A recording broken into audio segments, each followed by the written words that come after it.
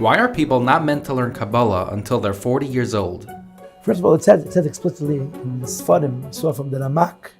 I think the Ramak writes 25.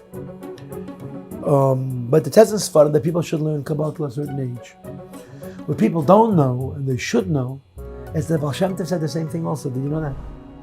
The Baal Shem Tov said, also learn Kabbalah. It's printed in Shedish Mitzvah Tefillah, which is in Derech Mitzvah, in the Perek Beis, but don't learn Kabbalah. And he doesn't put a time frame on it at all.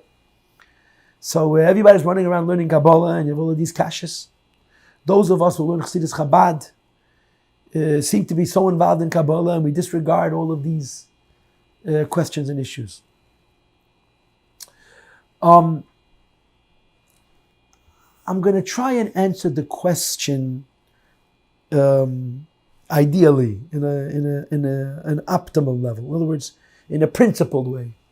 How it plays its avat l'poil by us, maybe I'll do afterwards or separate. But I'm just going to answer the question in a Higoyan way, if you will. You know, there's something called intelligence. Smarts. The more intelligent people, less intelligent people. A person who's more intelligent understands more. A person who's less intelligent understands less. If you have lesser intelligence, you don't have the capacity to understand deeper things. It's very simple.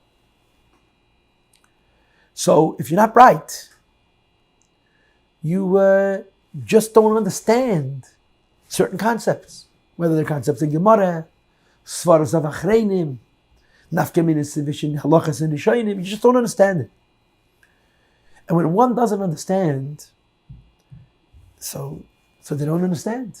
But not understanding is personally a deficit, it's a setback, but it's not going to hurt you in terms of emunah, in terms of your real identity as a Jew.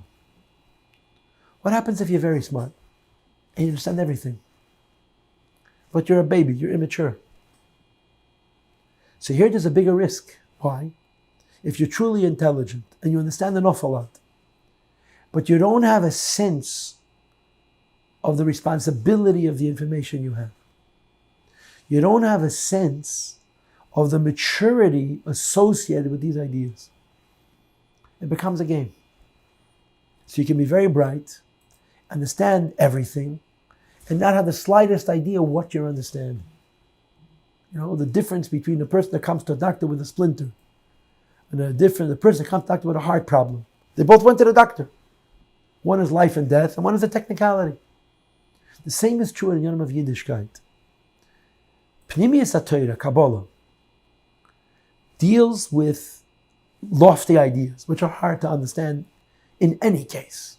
Right? The Rebbe brings out that we only have Yediyas HaMetzias, we have no Sagas HaMhus. You never really understand them directly. You only talk around them and try to visualize them and come closer to them. That's why the Rebbe says any person who learns Kabbalah is automatically libideg b'kirbe. Not that only when you're libideg b'kirbe you learn Kabbalah, but the limud itself creates the libideg because you never fully understand it. But in addition to the problem of the ideas being difficult, there's the problem that you're talking about the Eibishter.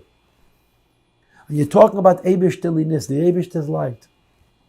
If someone misunderstands this, you know, it's like the difference between the Reish and the Dalet of the word Echad. It's a little piece of a letter. And it's the difference Beinei Elmas and Machrev Elmas.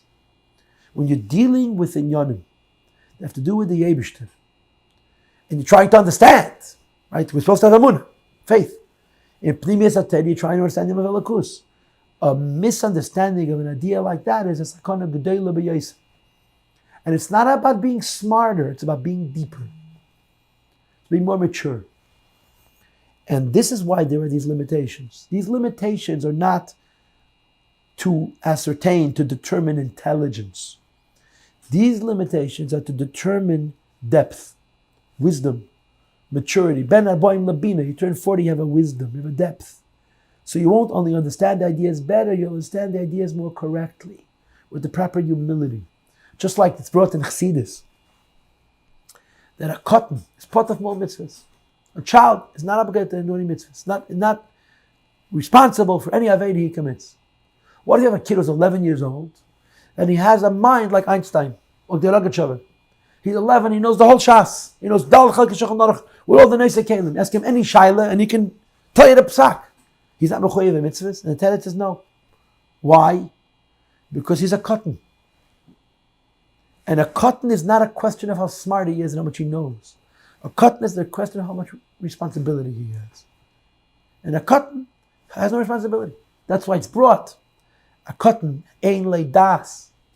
A cotton has no das. He has chokhmah bi no das. Das is this depth. Das is this maturity. And therefore it says also in Chassidus, cotton ain't meilid. Why is cotton ain't meilid? Because in order to be meilid, it says in the Torah of Ayeda, you have to have das. Without das, doesn't work. So you can be very bright, and you maybe understand the concepts, but you don't understand what the concepts are about, the life of those concepts. And that's why those limitations are applied. And of course, this should set up the next question. So why are children learning Chassidus? And they're not just learning Tanya, which speaks about the yonim of the Neshama and yonim of Avodah, with a minimum amount of Seder Ishtasos. They're even learning Memorim, they talk about Ein Sefer, Atzilus, and Sfiris, and so on and so forth.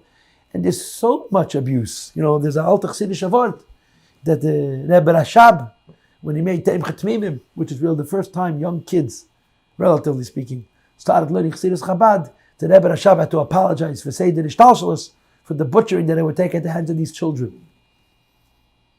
So the question is, Taka, why do younger people learn Chassidus? And I'll leave this for another question.